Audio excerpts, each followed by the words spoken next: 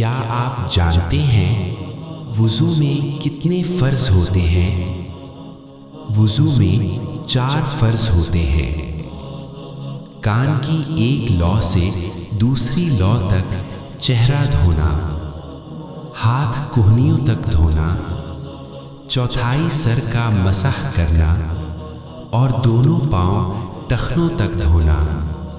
اگر یہ چاروں پورے ہو جائیں تو وضو ہو جاتا ہے۔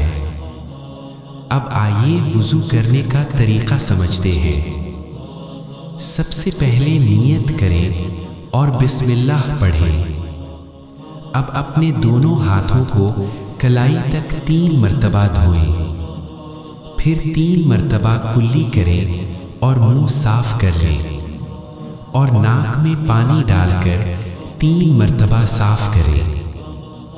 اب اپنا پورا چہرہ کان کی ایک لو سے دوسری لو تک 3 مرتبہ دھوئیں، پھر دایاں ہاتھ کہنی تک 3 مرتبہ دھوئیں اور بایاں ہاتھ بھی اسی طرح دھوئیں۔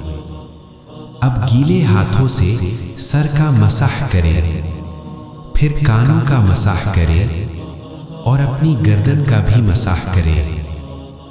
آخر میں دایاں پاؤں ٹخنے تک 3 مرتبہ دھوئیں اور پھر بایاں پاؤں بھی اسی طرح دھوئیں۔